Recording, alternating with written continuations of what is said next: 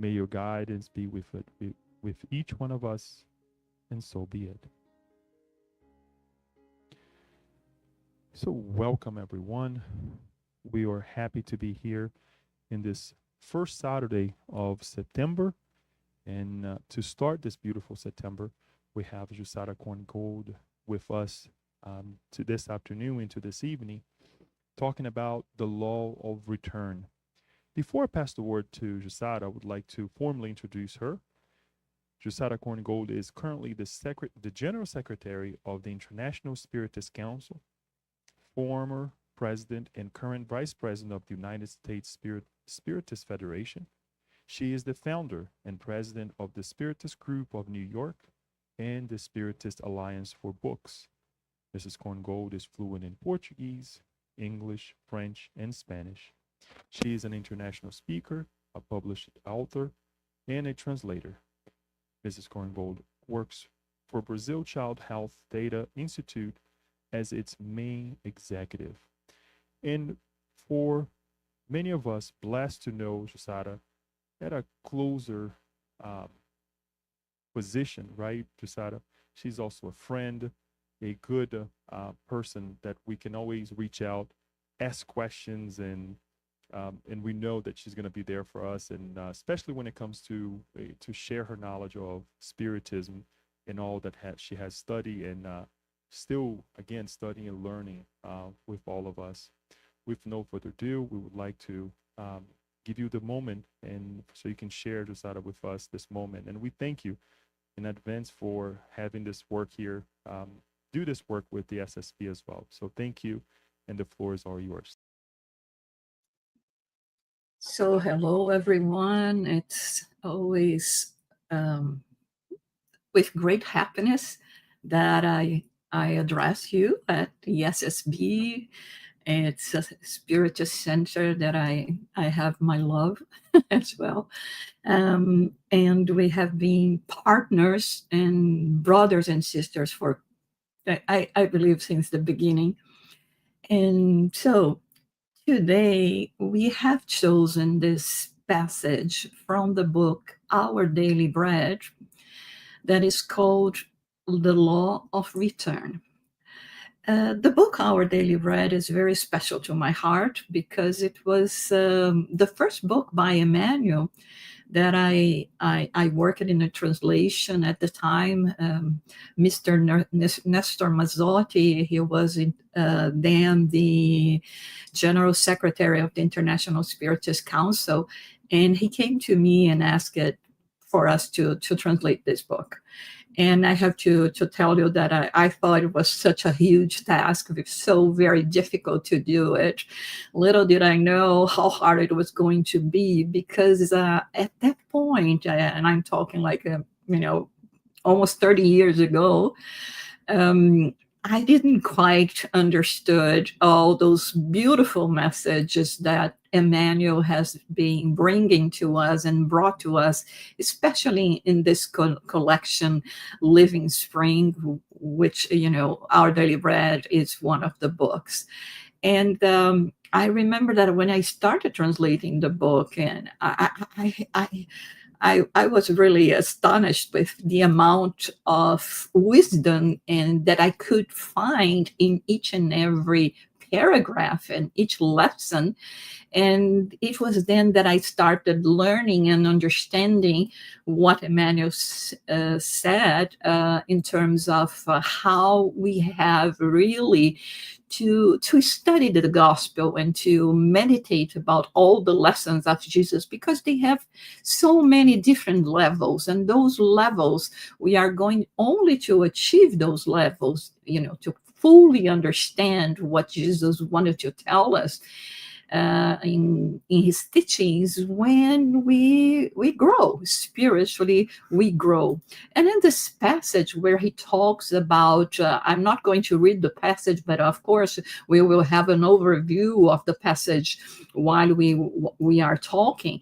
But it's a passage that he starts quoting Jesus, as always, in those books from the Living Source collection. So in this one, he uses the Gospel of John, chapter 5, verse 29, where Jesus said, and they will come out. Those who have done good will rise to life, and those to live, and those who have done evil will rise to be condemned. So when we read this passage, and of course we have to think about the times where Jesus were living, where we're talking over 2,000 years ago, and with all that we have been learning in terms of religion so far. When at first glance, it seemed that is a warning to us, filled with a lot of fear, because if you have done evil, you are going to be condemned. We have to remember that the origin of eternal punishment is a belief system that comes mainly from the Greek philosophical myths.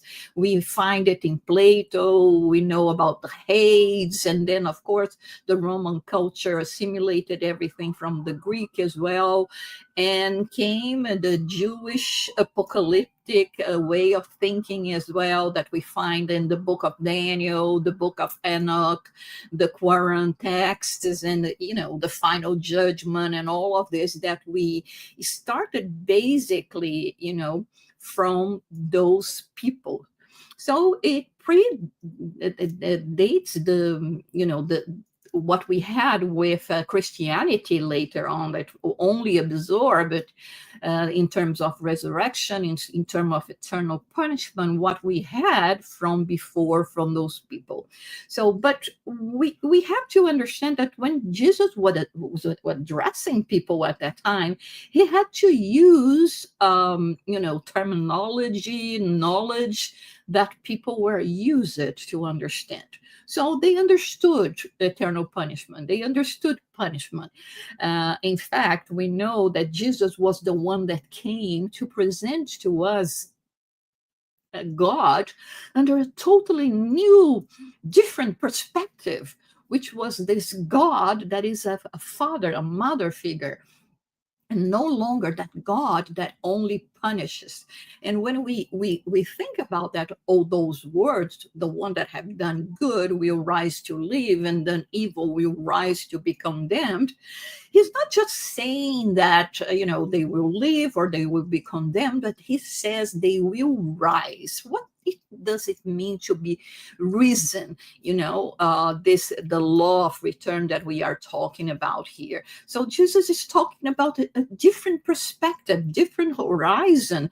Even when he talks about resurrection, because people at that time, they did believe in resurrection, but they couldn't understand quite well resurrection, what it means to resurrect, and especially this resurrection to condemnation. So we have to start looking at things, and this is why at the beginning we said, now that we have the understanding of Spiritism, 2,000 years have passed, we had new knowledge and new understanding, spiritually speaking. We have been having and sharing different experiences in terms of, knowledge, understanding, mediumship that always happened, but now we talk more openly about that. So we will see that when we talk about Spiritism, what is the difference between this eternal hell and in terms of our understanding that it comes or return to an expiatory course? So it's what we learn here, because the law of return talks about the principle of reincarnation, and not only about the principle of reincarnation at this point, that we understand that we will have, we are immortal spirits, and we had a beginning, we will have as many opportunities as we will need in order to evolve, in order to become pure spirits, to achieve the perfection that is possible to achieve for a being that is created, but it also talks about cause and effect. So it's not only about thinking, okay, there is reincarnation and I will have other opportunities to come back. But what is going to determine what is going to happen to me in this new incarnation? And this is where this teaching of Jesus this impacts us so much, so deeply, because he says it very clear here. Those who have done good will rise to live, and those who have done evil will rise to be condemned. So let us think about this a little bit. To talk more about to rise to live, it is still very hard for us because we're not there yet. We may know of people, of spirits that have inhabit this earth, Jesus himself, that is in this kind of condition, but we haven't had this knowledge yet. We, as spirits belonging to the third category of spirits, imperfect spirits, we still are more in the situation where our deeds that not necessarily are good are going to be determining what is going to happen to us in the next opportunity. But one thing that I think it was missing in all of the ancient people when they were talking about this eternal punishment in Hades and etc. It's that they never could equate that even in what we may call punishment, we may call it difficulties and suffering, there is always the mercy of God. And this is what's so beautiful about Spiritism, because it is always, we are always going to have the mercy of God. There is justice, there is incommensurable love, but there is also mercy. And so we will never have to face ordeals that will be too great for us to be able to cope with them in our day-to-day lives. It is always going to be something that is it's within our possibilities of overcoming the difficulties, making the necessary amends. And this is where the lesson, again, it's so important, because we still have this idea back in our minds that it is God that punishes us. And there is only one feeling that God has towards us, which is love. There is no condemnation, there is no punishment, but there is the law of nature. And the law of nature, as every law that we understand, it gives us direction that will lead us to act in accordance to this law. So we have the law of nature, we have the law of God, but somehow we do believe that there must be shortcuts. There must be ways where we can somehow find, our own answers and avoid the challenges that we will have in the way. Let's think about, a child that is at the age of going to school already. And then, you go to the child, well, you have to start in first grade, then come second, third, fourth grade, etc. And the child says, no, I don't want to go to the first and second grade. I want to go straight to the third grade. Is it going to be possible? Of course not. We need the knowledge. We need the understanding. We need the experience that we will get there in those first two grades in order to go and evolve. But somehow we think that we can do in relation to this love. And to this law, right? We think that we can just go and make and pave our own way. Sometimes I say that I think that God gave us a blessing and a curse, and this is what I call free will. Free will is the blessing, free will is the curse, because at the same time that we have the possibility of choosing for ourselves, many times, like the Apostle Paul says, I can do anything that I want, but not everything is actually in my own benefit, will act in my own benefit. So we have to think quite well about it. So what does resurrection to life means? We have from the books on the Spiritist literature many examples, but we also have or we had surrounding us is spirits like Sister Santa Dulce from Bahia, Chico Xavier, Divaldo Franco, and Francis of Assisi, and Santa Cabrini, and so many others that gave their lives to the benefit of others, to bring something to the world. They understand that when they are in the world, it's not only about, gathering everything, that we work only on your interests, satisfy your vanity, your own only will, but it's more than that. So Emmanuel, in this passage, he describes that those spirits, they will bathe in the waters of corporeal death, meaning they don't need any longer this the heaviness of this corporeal body.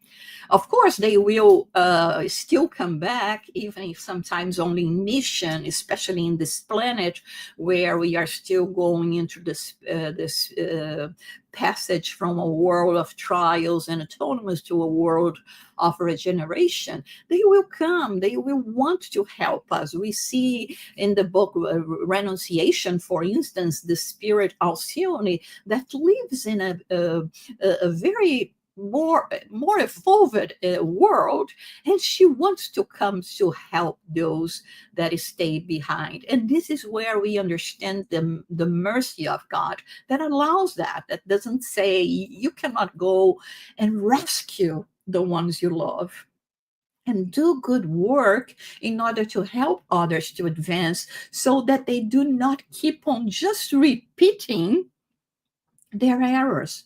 Because you see, we need teachers, we need role models, we need them to tell us, to show to us how can we proceed with our lives and show that it is possible.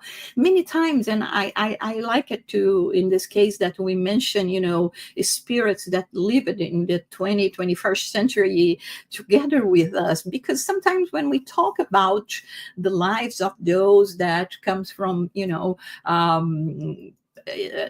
other centuries, we may say, at that time it was so easy for them to be more devout or to do this or that. It was not, if not more challenging than today, because today we are, evolving as a spirits. So we still have, a lot to conquer, but we are evolving. So it is important for us to have those role models that will tell us what to do. Jesus himself, he said, I'm the way to truth, right, and life. And so he was talking about this life, not the life where we think, oh, everything is here in the spirit, in the material world, and I have to take the best out of it because this is it. This is only one incarnation and nothing else. No, it comes to tell us, my kingdom is not of this world. But then we have in this passage as well,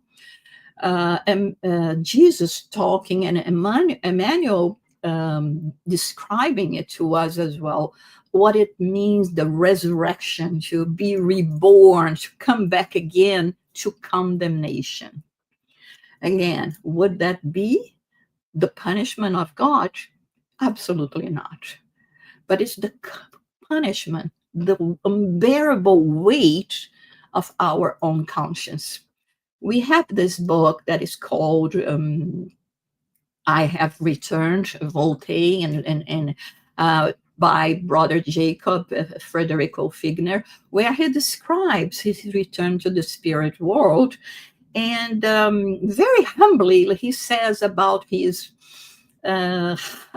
his humble condition in relation to others spirits that he knew or he followed during his lifetime, and recognizing that although he had made efforts, he could have done more, which is something that I do believe all of us will feel at some point. We will always be, questioning ourselves, or talking to ourselves, saying, I could have done more, especially when we return. So let us live in a way that maybe we will not be saying that. But the thing is, he brings us this, kind of warning, talking about himself, of how much he could have dedicated himself. And when he is surrounded by this, more evolved spirits, he feels like he has to do something more to really deserve to be among them. So this is what we feel. It comes to a point when we return to the spirit realm and we look about our situation and we are planning a new reincarnation, we will say, you know what? It has to be a reincarnation, a resurrection to condemnation, meaning one that is going to challenge me, one that is going to make me feel good about myself, where this weight that I carry in my conscience because I missed the opportunities, or I committed so many misdeeds, will no longer have place in us as more evolved spirits. And at this point that I would like to illustrate this, remembering one of the most controversial figures of history, that is Judas Iscariot. I have been thinking about him a lot lately, not necessarily him, but he's followed one of his other incarnations, and that I will be talking to you about it as well. And I remember since I was a child, and I was, I attended Catholic school, and there was, this talk and all of this about Judas. I felt so sorry for him. It was like I even had some sympathy for him, and I thought it was not right. Because at the same time, it was not the God that I wanted to see, a God that would never forgive someone that has committed, even if it was, the most horrible thing that we could think, that was betraying Jesus.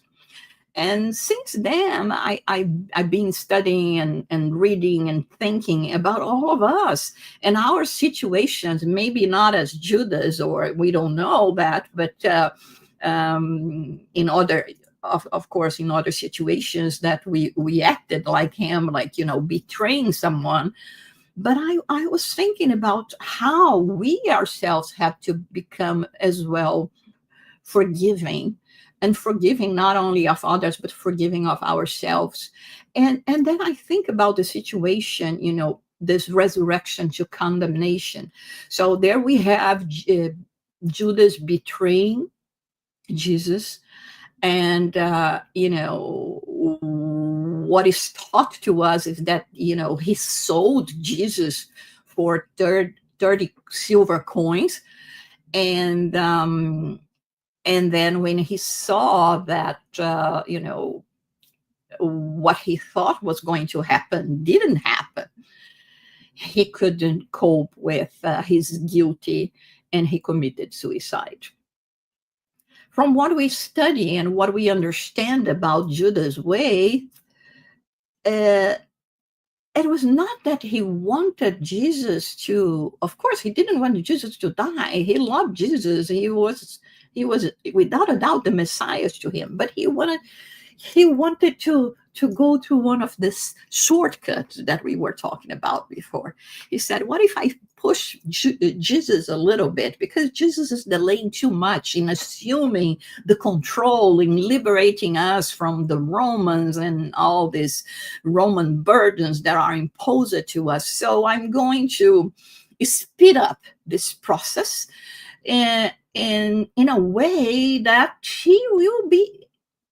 it will be necessary for him to, to show himself, to show what he is. And we have to remember as well that Judas was the one that had the responsibility of taking care of the finances of the group. So he thought, well, at the same time, when Jesus declares himself as the Messiah, as the Savior, and establish his kingdom on earth, we will also have the resources to do something about it, right? To start, this mission, this appearance of Jesus, the king of this their land. But he unfortunately didn't understand what Jesus was about in this point. And we cannot condemn Judas for not understanding the grandiosity of the mission of Jesus. And he showed very clearly, from what history tells us, that he didn't care about the money. He went there and he returned the money and said he felt he betrayed himself. He returned the money. It was not about money. It was about pushing Jesus to rule. But as opposed to Peter, when Peter denied Jesus 3 times, as Jesus told him that he would be doing, he was filled with regret and guilty and started immediately, working to make amendment and to make amends and to rise as Jesus would expect. Unfortunately, Judas didn't have this moral structure and he committed suicide. And we know, and it is said, that the first thing that Jesus did when he was released from his corporeal body was exactly go after Judas and help Judas at the beginning. And we have in the book of Humberto de Campos, through the medium Francisco Cândido Xavier, the book is called Chronicles from Beyond the Grave, where the spirit Humberto de Campos, he met Judas in the valley of Cedron in Jerusalem. And he went there to talk to Judas. And Judas explained to him that after his tragic death, he had to plunge for centuries of expiatory suffering because of his suicide. He endured horrors in the persecutions against the followers of Jesus in Rome, which means that he's telling us here that he was one of those Christians that were persecuted on behalf of Jesus, and that his trials only culminated in the flames of the Inquisition, where, imitating the master, he was betrayed, he was sold, he was usurped, he was a victim of treachery, and he was left on earth. Here on earth, at this point, he left the final traces of his crime, of having betrayed Jesus. And this was in Europe, the 15th century. It was when he finally surrendered himself and his love to Jesus, and everything that he felt, all the torments, the infamies that it was inflicted to him, he accepted with resignation and compassion. And he said that it was then that he closed the cycle of his painful reincarnation on earth, feeling upon his brow the kiss of forgiveness from his own conscience.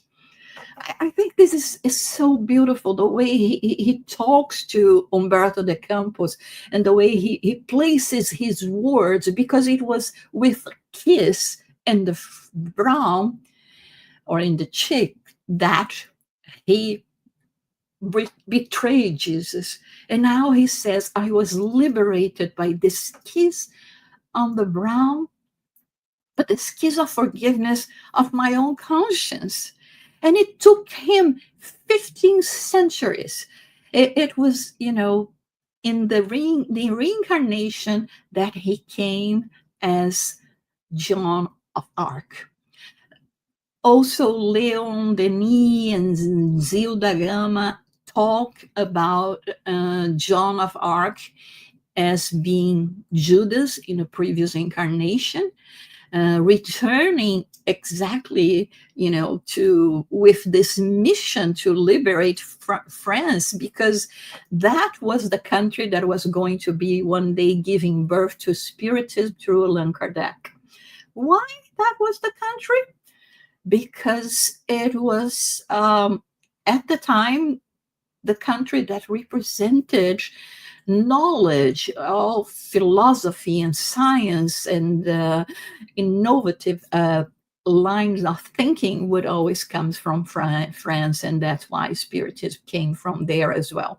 So we know about her, about, how she was led to the Inquisition when she was only 19 years old.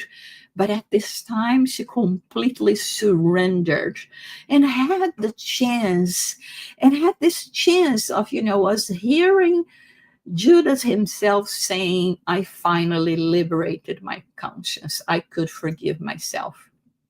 So this is what those reincarnations, the resurrection for, condemnation means, where we can come and prove to ourselves that we are worthy of going after, this glorious path, this righteous path that is to follow Jesus.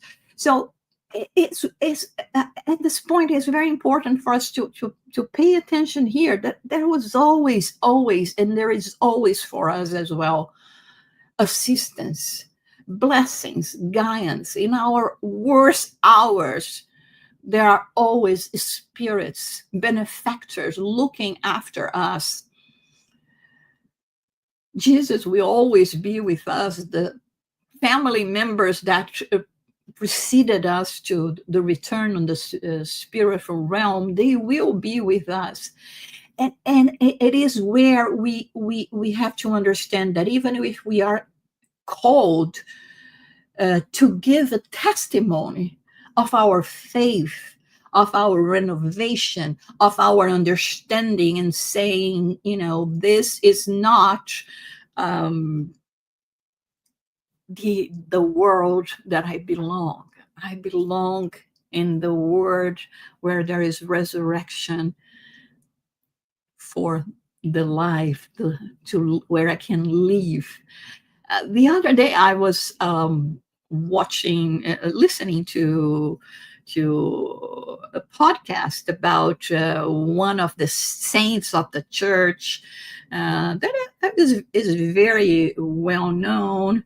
It's Saint Sebastian, and and I was thinking, reading about him and reading about his dedication to show and to demonstrate his faith, his complete acceptance of the Father, of what it is to believe in the one God, and to believe that there is more to life than just this life. it was really inspiring, and all the lives of those that are considered saints, that in Spiritism we do not use this terminology, is it's something else, and this is where we want to go. This is when we think about our lives, and when we think about the challenges we are all going through now, and thinking also about the benefactors, Joanna de Ângelis, that in the gospel according to Spiritism tell us that pain is a blessing that God gives to its elected. So because this is where we have matured enough as a spirit to say, I understand that, I need that. My conscience needs that. But I can only also serve another purpose, which is to inspire others. When we look at the life of Divaldo Pereira Franco, for instance, he adopted almost 700 children, 5,000 children every day go to the mention of the way, receiving food and care and classes, and they are raised there to become citizens of the good. And it was just a man, but a man that had a purpose, that had an ideal. And we ourselves also have a purpose and an ideal. And this ideal is to follow in the footsteps of those that have inspired us to do so much. So what can we do today to guarantee or to make sure that we are on the right path? One of the first things that we could do in terms of our attitudes is stop complaining. Let us look at life with gratitude. Sometimes we are so much surrounded by pain and suffering and difficulties that we do not count the blessings that we are having. And so we just keep focus on the complaining. And when others are rude to us or do not treat us fairly, we have to think that maybe they are going through their own issues. And the only answer that they have to the world is to go and hurt the world like they are hurting themselves. And many times we hear people saying, you know what, I've been doing so much good. I've been in the best behavior that I can, but look how hard my life is. I'm going to give up all of that because I see people that couldn't care less and they are living happily. No, this is just an illusion. So we have to persevere in goodness. It's like, we traveled half of the road already. Okay, we can go back this half, or we can advance to conquer the other half. And this is our purpose as spiritists. And how can we do that? To accept us. Yes, we are here in a resurrection of condemnation. Few of us could say that perhaps we are here as missionaries and already in the resurrection because we did so many good deeds of life. But it doesn't matter. The law is that of progress, love, return, cause and effect, and progress. We are progressing. So let us evaluate ourselves constantly, not with a name of saying, oh, look how many bad things I still do in my life. I have to, I'll never be able to do something. How many times we said that in for different reasons. When we start reading or writing, perhaps we said, oh, I'm never going to learn to read. And now we read, we write, and sometimes in different languages, and we are able to communicate. We give talks, right? And we are always innovating and surpassing ourselves. But we have to understand that. And another thing is, remember, it's always your choice. It's always about you. And it's not because now we know that we are going to return, there are so many lives, I'm an immortal spirit, that I'm going to procrastinate. No, because it's in my own interest to get there as fast as I can. And this is how we can use the moment now. Sometimes I hear people saying, you know what, I'm too old to rock and roll now. I'm too old to change my ways. No, we are not. As a spirits, we are just beginning. And this is where Emmanuel, in this passage, he says, there will be resurrection for all. So all of us are having this opportunity. All of us have been blessed with the opportunity of returning, which we know now is not so easy to work the right circumstances for us to come and be able to learn the lessons that we need and to contribute to the world in the way that we can. So it is the time now for us to renew our hearts, to renew our faith, and to have this hope, this joy of living, even if times has been very hard and difficult for you. It has been for all of us. All of us are going through different circumstances, but it's still there is the mercy of God.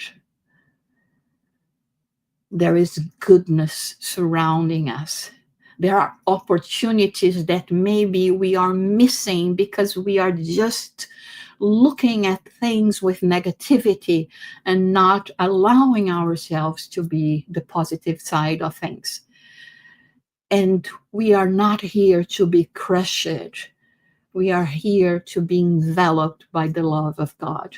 And so this is what we wanted to share with you today, to remember that we are children of God and that there is grace and that we should only show gratitude because whatever is happening to us now is what we need to grow and to fly like a butterfly that is still struggling to leave out of the cocoon.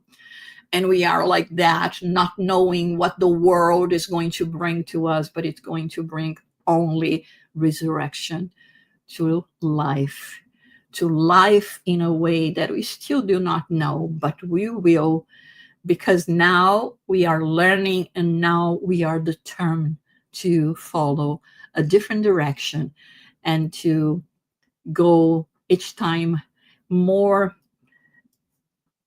in the direction of our Heavenly Creator.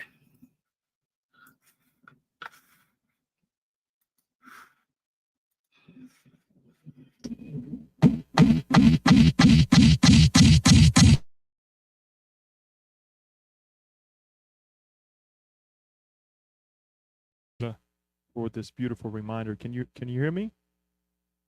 Perfect. Thank Yes. you. Thank you again for this beautiful reminder. And I have to say, it's also um, enlightening to see on how Emmanuel, I'll say Emmanuel because Emmanuel tends to brings to us some of these explanations, right? In this case, resurrection, right? But not in the resurrection that we think that we learn in the past, but in the resurrection of every single day of our lives, right? In the resurrection of the new when we open ourselves every day of our life. So thank you for this, for sharing this idea that he brings to us and give us a different connotation of what resurrection is as well, and this new beginning, this new start. So um, we would like to ask if anybody would like to ask a question or share a comment of what you learned. We do have a question. Daniel, would you like to share with us so I can read for Jussara?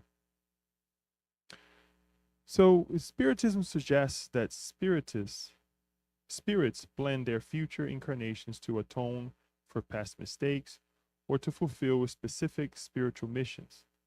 Could Judas' betrayal have been part of a prearranged spiritual agreement between him and Jesus, with Jesus taking on a necessary but difficult role to fulfill humanity's spiritual destiny?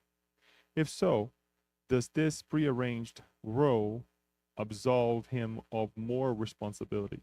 Or is his or is his suffering and subsequent remorse still a necessary part of his own spiritual growth? Okay, so let's first quote Jesus here. A scandal is necessary, but who to those who are the instrument of scandal? So the answer is no. Judas didn't have an agreement, a previous agreement before reincarnating to betray Jesus. We can say that perhaps the demise of Jesus would be as dramatic as it was, but it could have come from a different situation, not necessarily with this misunderstanding of Judas.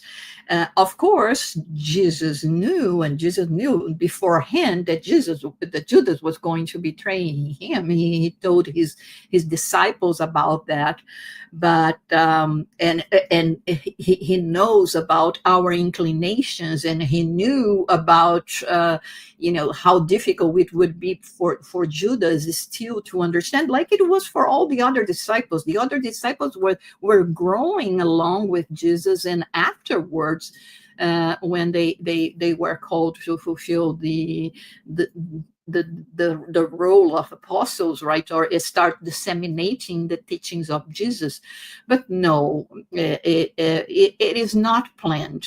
But having said that, it doesn't mean that especially Jesus and other more highly evolved spirits didn't know that there was a probability for him to be the instrument for Jesus' demise in the way that it happened, in this dramatic and horrible way at the time. But we cannot think that someone is going to be destined to be the instrument of your death, of your killing, of no, there are inclinations, definitely, the tendencies that we have, that we come to to rid ourselves from them, not to say, oh no, I just accept that because someone had to accept this role in Jesus' life. No.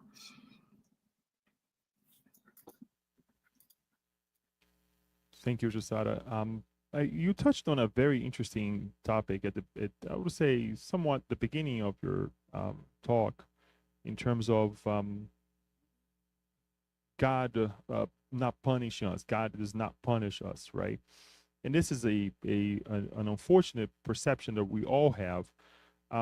Through your study and through your knowledge that you have, what would be the best way for us to perceive in a different way? You did give us some hints, but I just want to hear from you, and I would like for you to extend a little bit on this idea on how to redevelop this relationship with our Creator. And if God doesn't punish, why do we punish ourselves? So, two questions. How do we reestablish this connection with God? And if God doesn't punish, why do we punish ourselves? You see, like we said before, God established, this is how we understand, okay? God create the world, establish the laws, and whether you want to judge God's law, whether they are right or wrong, it's a different conversation, right? Establish the laws and say, if you go through this way, your path is going to be easy. If you're going through this way, there will be so many challenges and pain and all other things, but it's your choice. And so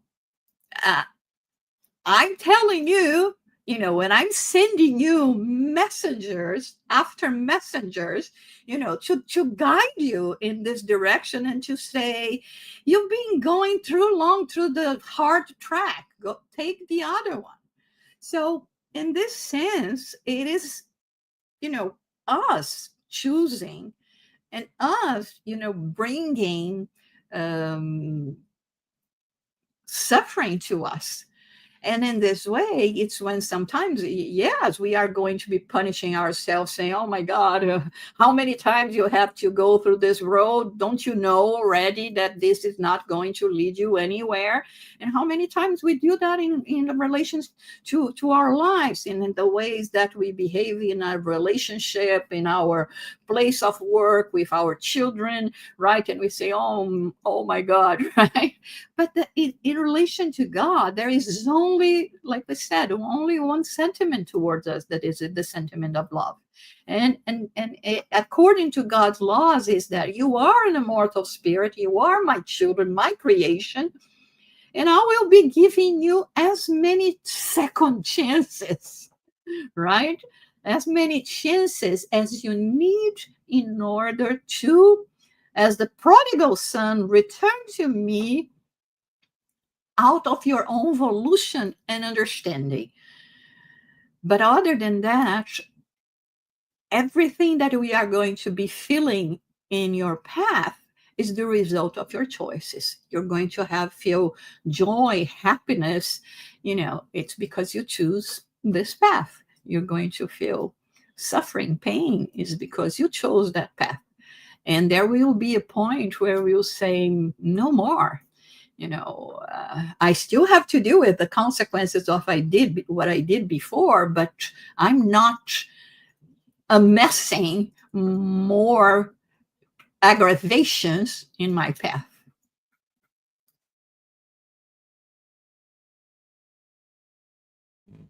Thank you so much. Anyone else, Daniel?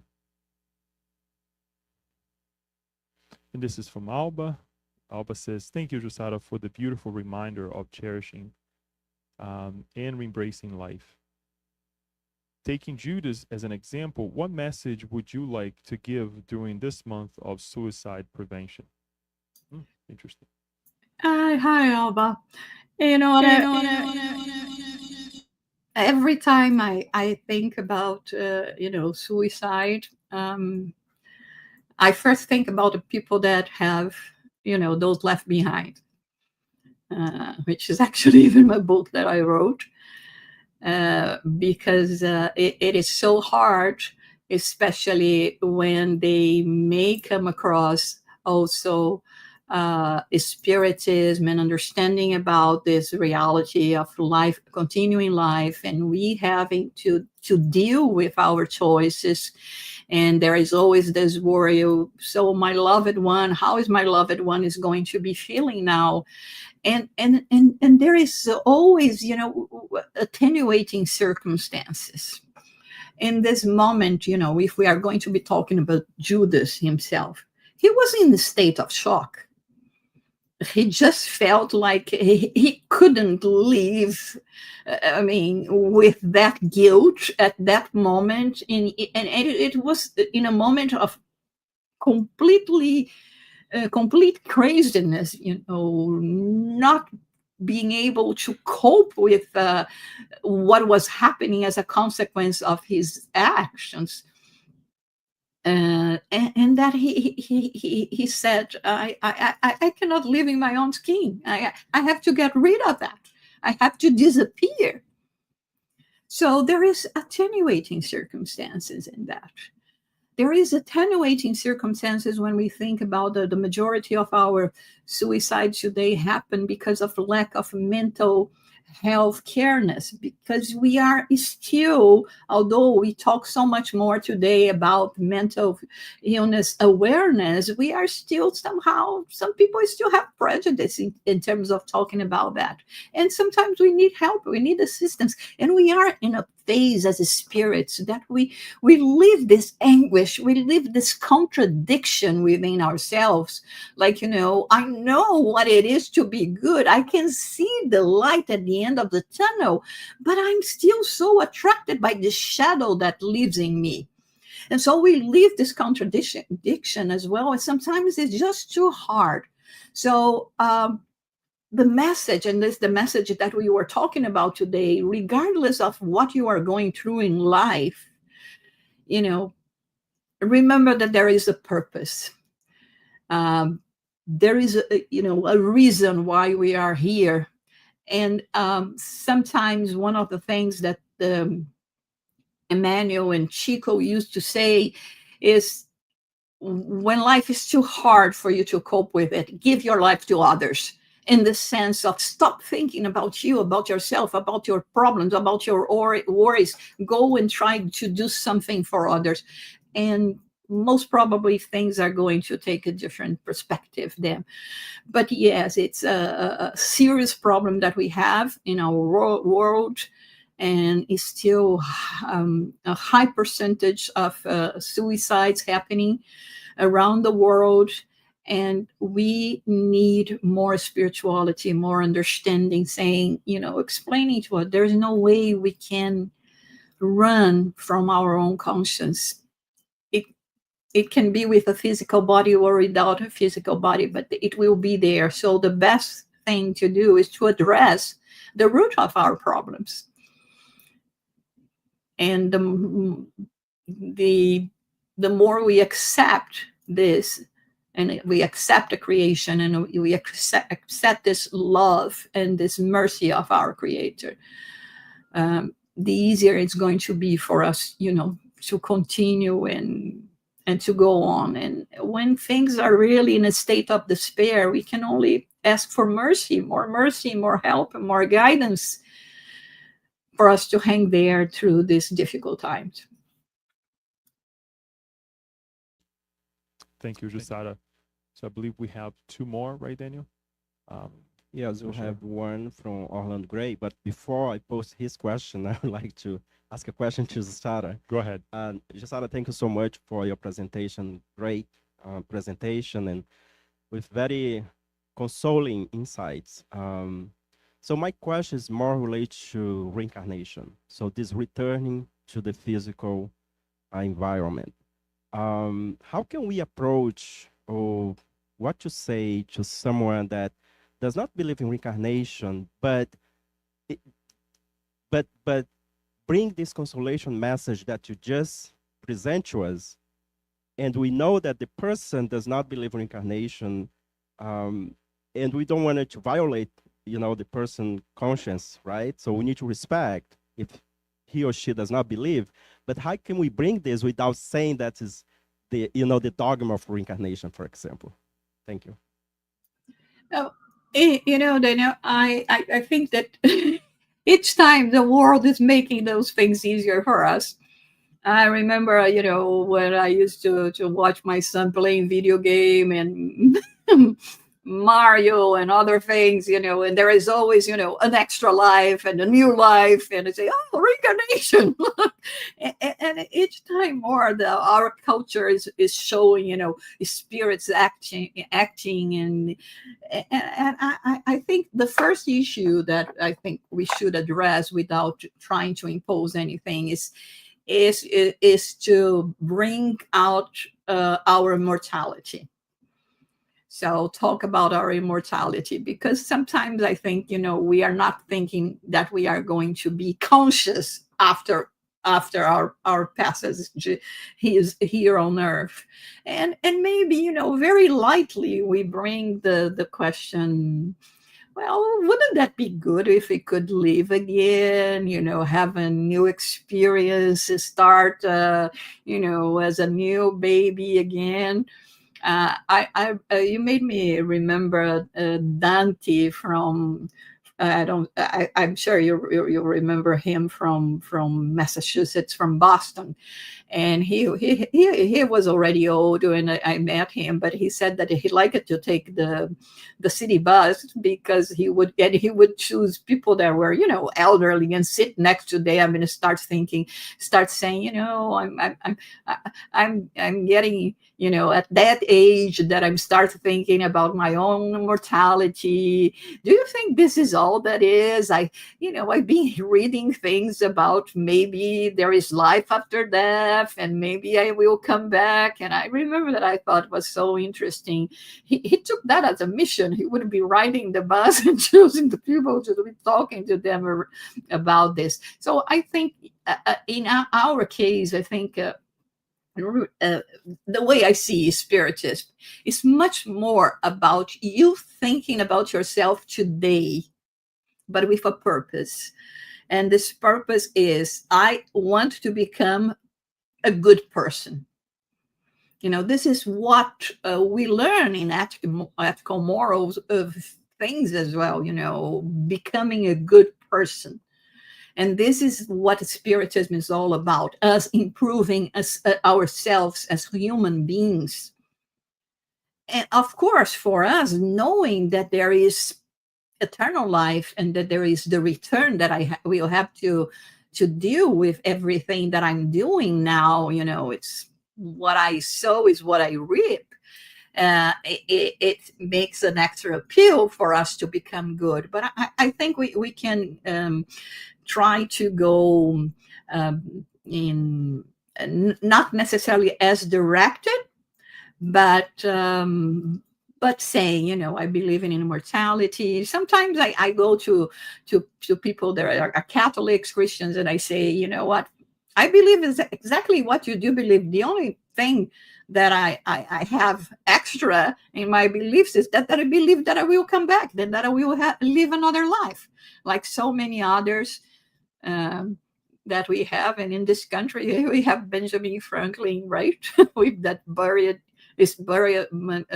statement that he made, right? So I think we can do that. Just go easy and focus on what is important. This is what I always be teaching my son. You know, I want you to become a good person, to be a good person. This is my religion. This is my belief.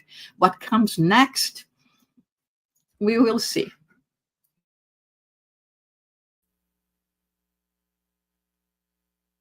Thank you, Jussara. And we have one final question by Orlando Gray.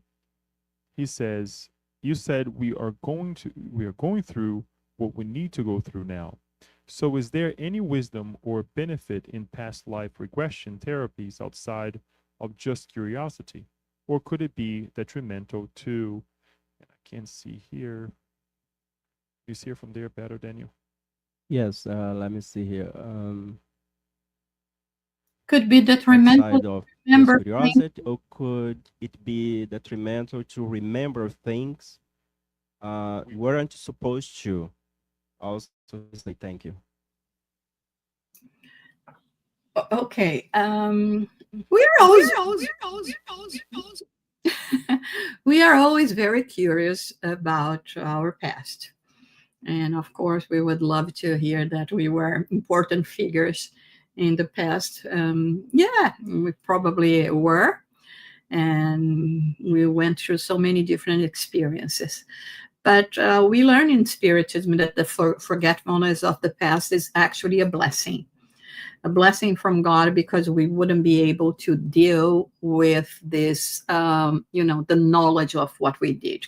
Can you imagine? And actually, this is one of the things that I didn't mention in my talk, is that Judas was telling to Humberto de Campos that normally during the time where, of when he betrayed Jesus, is when he likes to go there to Jerusalem just to remind him of, how easy it is for us to go in the wrong track or not understanding things. But as a spirit that has already achieved a certain knowledge, that is not going to be punishing and blaming himself for what he did. So what if we find out, and I mean, we did. We killed, we robbed people, we starved, we have riches and couldn't care less for the poor. We did all those things that we can see in the movies from those era, you see. So, and most important is that one of the things is that we return and live in the circle of family and friends where we have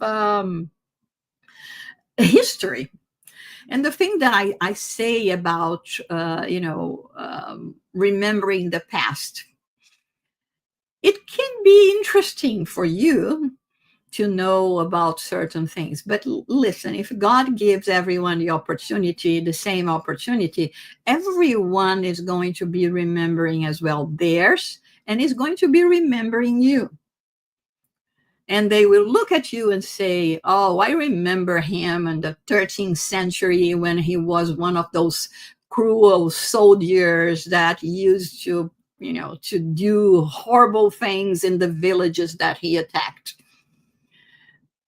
And if in this lifetime we have a tendency already to label people that we knew when they were in their early years, in adolescence, where we do silly things and they say, oh, remember you when you were crazy. We have matured, we change it. And we're no longer those people. But there is one thing that the author Herminio Miranda says to us, which is the following: if you want to know what you were in the past, just look at yourself today, because there is not too much difference. Unfortunately, we still are having like more of a mathematical progression than a geometrical progression. We are still very slow in our inner progress. So I trust God and the good spirits that have not allowed me to remember my previous lives, although I can have some hints of, what I could have been or could have done, to be facing things like this or in this or that way in my life now. So I don't.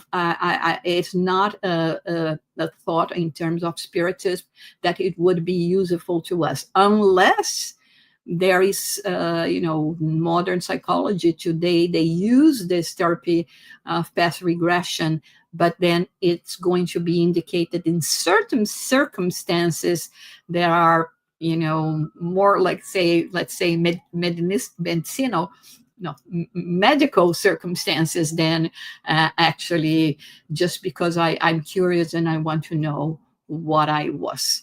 I don't think we are equipped to deal with our past yet, and sometimes not even this past. Right? How many times we look at our lives today and think, oh my God, look how many stupid things I did in my youth. And I wish I had never done that. Or I wish I had never done what I did yesterday, which is worse. But, we're getting there. Put, and we thank you for sticking with us, answering these beautiful questions. And as Daniel have mentioned, these are reminders, teachings, that we learned with Emmanuel and the other altars and good spirits that you have mentioned as well, that in a way have put their lives as an example for all of us, right? The good, the bad, what they have done, what they didn't do that they were supposed to do as well.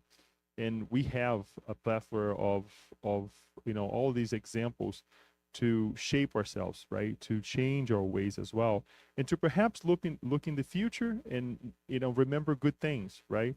And not be ashamed of what we did yesterday. So thank you for that.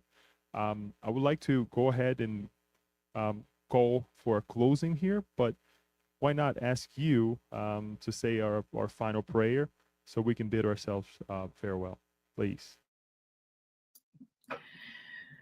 So it's a moment for us to express our gratitude, but also to ask for courage, for strength to deal with the situations we are currently facing in our lives. We are here on this planet to learn, to grow, to evolve, to become beautiful souls. So may we constantly be reminded of that we are here to live a life as an apprentice of love and enlightenment, but one that is going also to impart his knowledge and understanding of love and enlightenment to others, starting with our family members, our loved ones, but also thinking about those that do not still understand us and accept us in their lives. We pray that we may have peace and harmony in our country, in our world, and this only depends on each one of us. So let us be one of those that will be spreading good thoughts, understanding that Jesus is in command, and everything that is happening will come to a good end, because progress is the law of God. And may God always bless us and give us his mercy. So be it.